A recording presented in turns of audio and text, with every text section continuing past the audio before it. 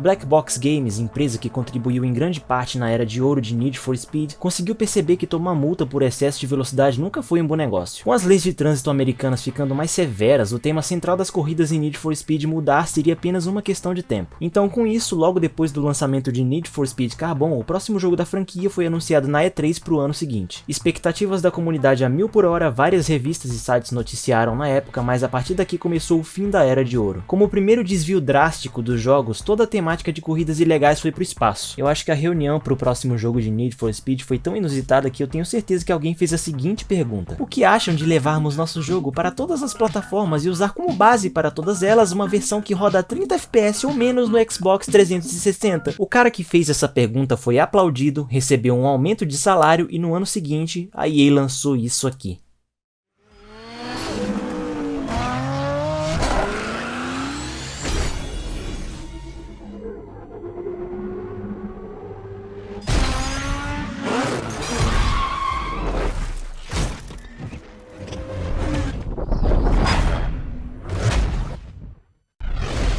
Não é novidade pra ninguém que o lançamento de Pro Street foi um dos mais controversos da franquia. A comparação da sensação de velocidade dos dois chega a ser gritante. Por exemplo, em Need for Speed Carbon a gameplay era assim.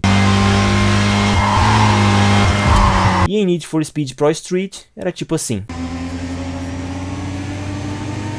O tema de corridas legalizadas foi uma surpresa para todo mundo na época. Eu não tô reclamando do desvio de temática principal do jogo, que eram as corridas ilegais, mas bem posteriormente o Forza fez o que o Pro Street tentou fazer, só que muito melhor. Então, com base nisso, o que faltou pro Need for Speed Pro Street ser convincente para todos os jogadores? Para mim foram duas coisas: controles melhores e não concentrar o jogo inteiro em autódromos e eventos. Mas acontece. Pro Street não é um jogo tão bom assim, só que não é de todo ruim, mas é inegável a vontade dos fãs de voltar às origens depois do que foi essa experiência. E sim, os desenvolvedores conseguiram fazer com que as corridas ilegais voltassem, mas uma frase histórica nunca falhou desde a primeira vez que foi dita: fã de Need for Speed que não sofre não é fã de Need for Speed. Ok, podemos voltar com as corridas ilegais, mas o que acham de ignorarmos o menu e simplesmente colocarmos o jogador sem explicação nenhuma no meio do nada numa cidade vazia?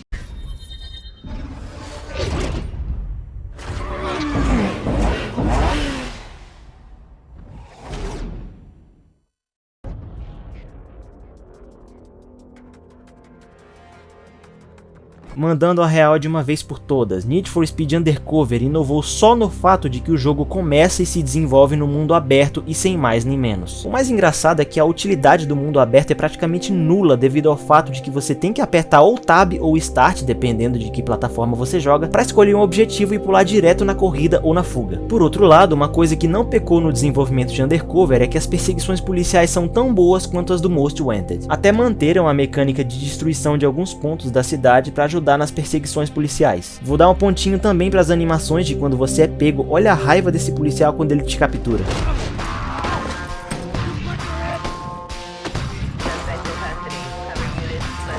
Depois de escolher o objetivo, as clássicas paredes limitam o seu percurso e a corrida começa. Engraçado, eu pensei que o jogo fosse de mundo aberto, né? Em um resumo dos resumos para acabar com o Undercover de uma vez por todas: a inteligência artificial é da sua freguesia de tão fácil que é. Quando as corridas começam, todos os carros de civis próximos ficam presos no percurso, o que gera uma poluição no trânsito bem maior que o necessário na corrida. A personalização do jogo foi duramente limitada, onde desde o início até quase na metade do jogo você mal troca a cor do seu carro. O gráfico dos carros, como sempre, são satisfatórios, mas o design praticamente vazio da cidade peca demais na estética. E por fim, o modo online do jogo que lagava bastante mesmo você estando próximo da capital do seu país, por exemplo. E é claro que os servidores do jogo já foram desligados. Apesar de ter um certo potencial que infelizmente foi desperdiçado, a EA precisava melhorar em muitos aspectos. Como será que foi a tentativa do ano seguinte?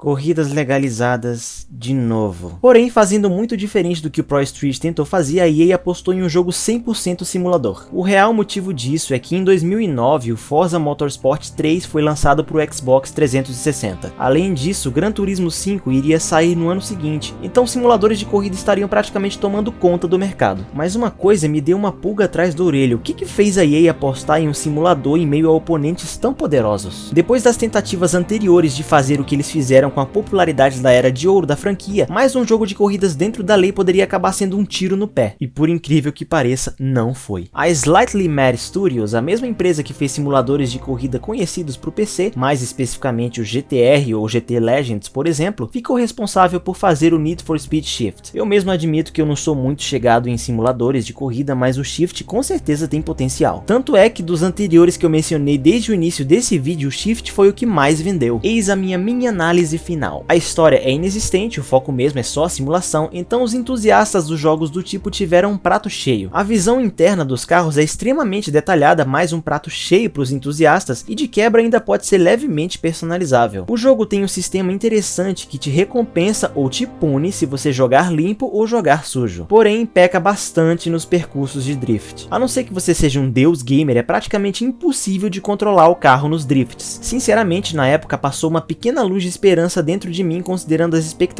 dos próximos títulos que viriam. Os gráficos estavam bons, a temática agradou quem gosta de simulação, mesmo que seja um grupo específico de jogadores, e as vendas não decepcionaram. Então o que será que a EA entregaria em seguida?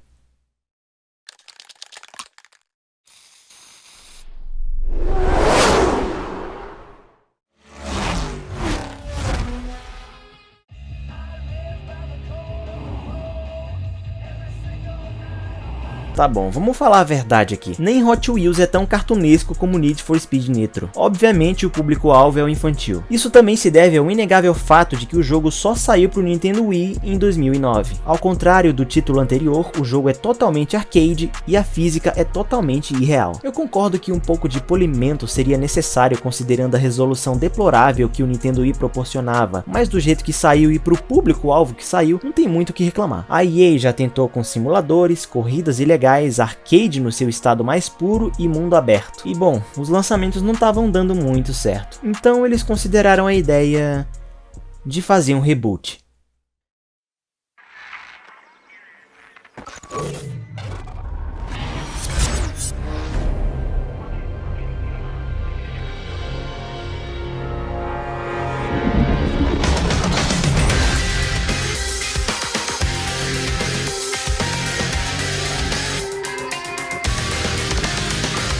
Os jogos que deram origem às mecânicas presentes em Most Wanted são peças polidas de forma aceitável. Um remake realmente poderia ser considerável? A resposta é sim. A Criterion Games foi a responsável da vez para trazer de volta as perseguições policiais que a comunidade tanto gosta. Apesar de algumas inconsistências, como a dificuldade bipolar dos carros da polícia, os efeitos das batidas nos carros não deixam a desejar. E pior ainda, os helicópteros, além de serem barulhentos demais, podem acabar com a sua fuga facilmente. Por outro lado, sendo você o perseguidor, a inteligência artificial dos fugitivos praticamente incorpora Deus e só você dando uma de Toretto para pegar eles. Conforme a sua atuação na pista, tanto como fugitivo quanto policial, os pontos dão a sensação de recompensa. Eu posso falar tranquilamente que a lista de carros escolhidos para esse jogo é uma das melhores já lançadas, com direito a Bugatti, Lamborghini, Porsche, Mercedes, BMW, Koenigsegg, Subaru, Nissan, Pagani, Bentley e um monte de outras marcas. O reboot de Hot Pursuit teve uma recepção ok, mas era visível que o público precisava de mais, então a EA teve que reapertar uma tecla recente de acerto.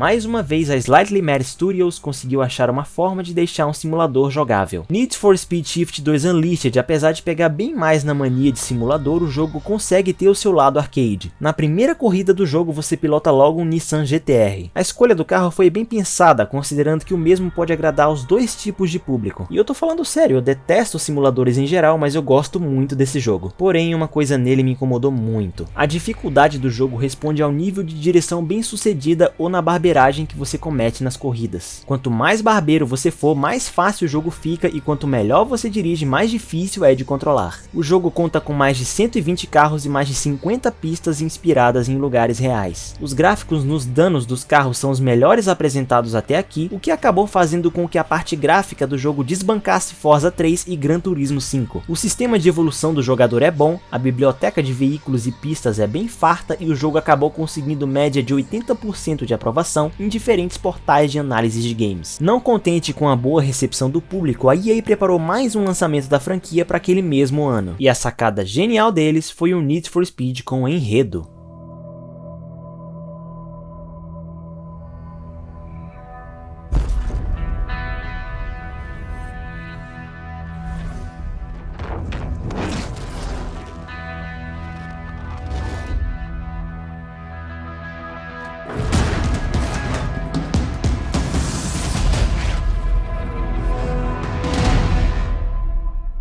Isso mesmo que eu falei, um jogo arcade de corrida com história cinemática. O jogo que chegou para dar uma identidade de ação e enredo para a franquia, apesar de ser maneiro, dividiu as opiniões dos fãs. Em Need for Speed The Run, o jogador entra na pele de Jack Rourke. A jornada do Jack é feita cortando os Estados Unidos no meio, encontrando polícia, rivais de corrida, entre outros. Uma curiosidade bem maneira para vocês aqui. Need for Speed The Run foi feito na Frostbite 2, que é o motográfico responsável por dar vida a jogos variados. Dentre esses jogos estão quase todos os Battlefields, Medal of Honor Warfighter, Mirror's Edge Catalyst, um monte de FIFA, Dragon Age Inquisition, que é um jogaço, Anthem, Plants vs Zombies Garden Warfare, Star Wars Squadrons, Mass Effect Andromeda e Shadow Realms. A partir desse jogo, a EA já tinha decidido o motográfico que usaria daqui em diante em praticamente todos os Need for Speed seguintes. Ainda evoluindo desde o jogo anterior, os gráficos são lindíssimos para a época, claro, considerando que o jogo saiu em 2011. As batidas e explosões são extremamente realistas e foram desenvolvidas com mais atenção, levando em conta que alguns desenvolvedores de Burnout foram contratados justamente para essa parte. Quando esse jogo lançou, eu nunca pensei que eu poderia ver um Need for Speed com Quick Time Events, mas esse jogo aqui me impressionou. Além de controlar o Jack dentro do carro, nós podemos controlar ele em cenas feitas fora dos veículos. Quando dentro dos carros, cada um apresenta uma maneira de dirigir diferenciada, ainda considerando os terrenos nas corridas e o modo como você dirige. Os modos de jogo são diferenciados, desde chegue a tempo ao seu destino, até o clássico fuja da polícia em determinado tempo. Isso fora os modos clássicos de corridas, muitas delas com rivais. A variedade de carros é tanta que os diferentes percursos e diferentes climas vão te obrigar a trocar de carro toda hora. O sistema online na época era aceitável, considerando que você poderia compartilhar seus tempos, correr contra amigos que possuem o jogo na mesma plataforma e tudo mais. O único problema é que, como o jogo foi lançado faz tempo, os servidores dele provavelmente já devem ter fechado, e a única coisa que dá pra jogar é praticamente tudo que seja offline, como a história ou corridas normais sozinho. Tanto músicas próprias quanto licenciadas agora compõem a trilha sonora do jogo. É a primeira vez que isso aconteceu na franquia. Porém, no final das contas, Need for Speed The Run é um jogo com alguns defeitos e por isso a comunidade acabou fazendo com que ele não se sentasse na mesa de melhores jogos da franquia. Apesar de eu achar bom, na minha opinião, o jogo tinha muitos pontos a serem melhorados, como por exemplo a má distribuição de foco de cinemática e corrida. Tava na cara que o público sempre quis um Need for Speed no estilo clássico, e no ano seguinte a EA resolveu tentar tomar um pouco da fonte do passado. Só que pelo visto essa fonte parou de gerar retorno